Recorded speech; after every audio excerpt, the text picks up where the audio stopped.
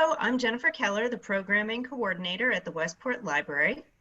While we're all staying at home, many of us are looking through our garages and closets to see what we have and what we don't use so much. If you've found a bicycle and you don't know what to do with it, my guest today will have some ideas for you.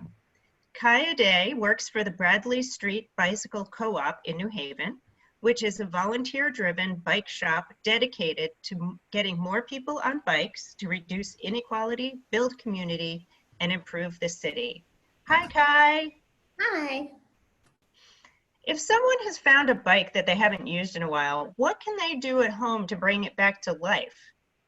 Yeah, I have a few ideas of the first things you can do to get started on your bike, make sure it's rideable, and see if there's anything bigger wrong with it that might make you need to take it to somewhere like us or another bike shop.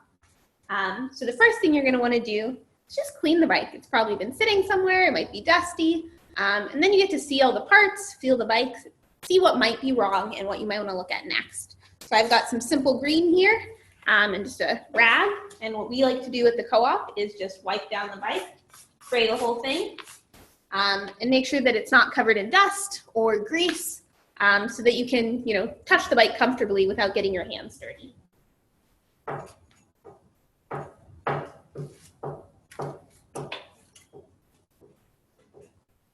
The next thing that you're going to want to do is pump up the tires. So I've got a big floor pump here. You might have a smaller hand pump at home. We really like the floor pumps. So our pumps, and I'll see if I can get this close enough for you guys to see, have a double head, one for Presta, which is the smaller type of valve, and one for Schrader. So Schrader looks like a car valve, a car tire valve, and Presta is a thin metal tube, and it actually has a little screw top. So this bike has Schrader, which is a little bit wider, so I'm going to use the Schrader side, and it locks on by pulling this lever away from the wheel. So I'm just locking onto the valve here. And then all tires should say what pressure to pump them up to. So somewhere along the side of the tire here, it's going to say a range of numbers and PSI. So this one says 35 PSI. So I'm going to pump this up to 35.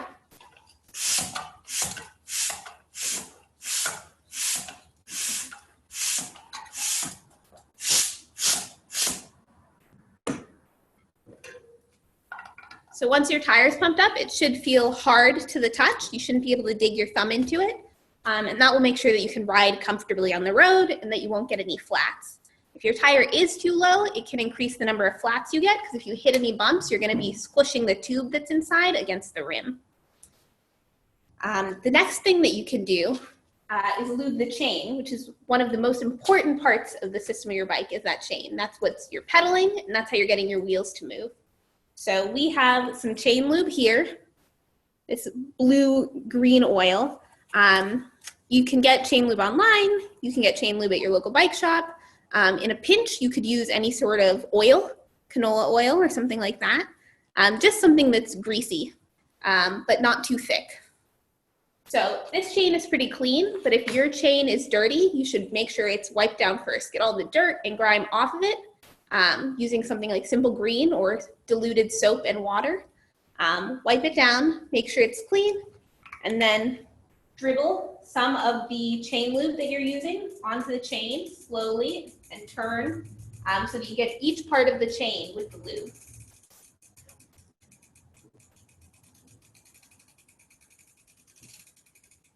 And I like to do both sides, so I'll start at the top and then I'll actually do the inside of the chain down here.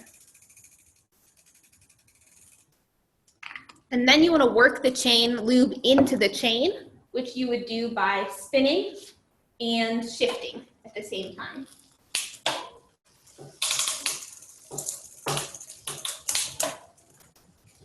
And I do want to mention, I have my bike up in a stand. So that makes it really easy for me to spin the pedals. If you're working on your bike at home, often you can actually turn the entire bike upside down and let it rest on the seat and the handlebars, and then you'll be able to do shifting and spinning the wheels easily by getting those off the ground. So once the chain lube is worked in, you're going to want to let it sit for 5, 10 minutes, just to make sure it's really in there. And then you actually want to wipe off the excess. So get a paper towel, get a rag, and wipe off the excess so that when you're riding, you're not getting a bunch of dirt and sand stuck onto that oil on the outside. So those are some of the really big things. The last thing that you want to do, especially before you go on a test ride, is make sure that everything is well attached to the bike. On this bike, we've got a water bottle cage up here. Sometimes you'll have a water bottle cage in here in the middle of the bike. Our wheels are attached with a quick release, but sometimes wheels will be attached with a bolt. And you just want to make sure all that's tight. You don't want your wheel to come off when you're riding. You don't want it to be wiggling around. You don't want your water bottle to fly out. So often what we'll do is we'll pick up the bike a little bit and drop it and see if anything rattles. That's a good sign that something needs to be tightened. But you can also take, you'll probably want a set of hex keys like this, or Allen keys. And you'll just want to make sure that all of these are tight. This actually has a little bit of a wiggle, I see right now, so I'm going to make sure that's tight. There's a bolt up here you're going to want to make sure is tight. And really make sure that your wheels, if you have a quick release, I'll show you how to use that in a second, or if you have a bolt, are really tight, because that's one of the things that can come off, especially when you're braking really hard, if it's not tightened well enough. So quick release wheels, which most people have, I would say, because they're really easy to work with. So that's when you have this lever like this, which opens and closes. And on the other side, you'll have a little acorn nut that just spins.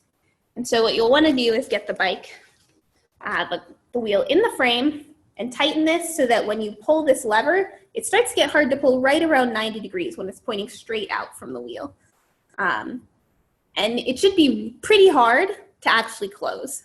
If it's really hard to close, it's going to be really hard to get the wheel off the bike, which is important when you're riding.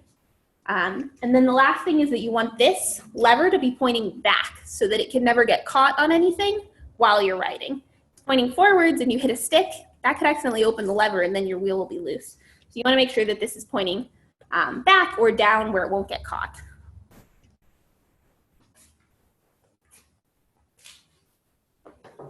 So I'm just going to stick this back in the floor.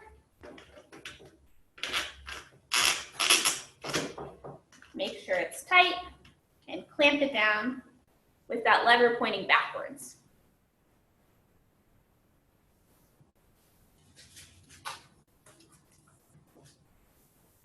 And very last thing, I'm going to tighten that water bottle cage that I saw was a little bit loose.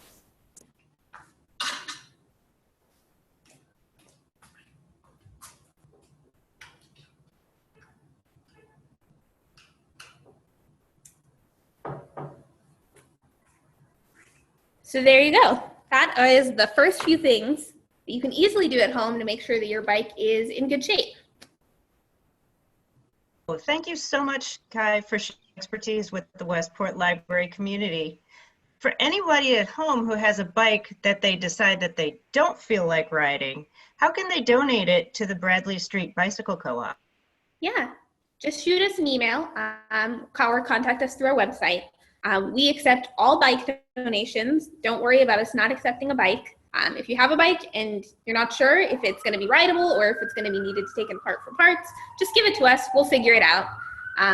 Sorry, there's a siren. I don't know if you can hear that.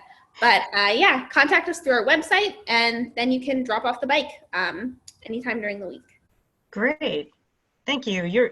So the website for the Bradley Street Bicycle Shop is bsbc.co for more information. And for more lifestyle changing videos and information about the Westport Library, remember to visit westportlibrary.org. Thank you so much, Kai. Thank you.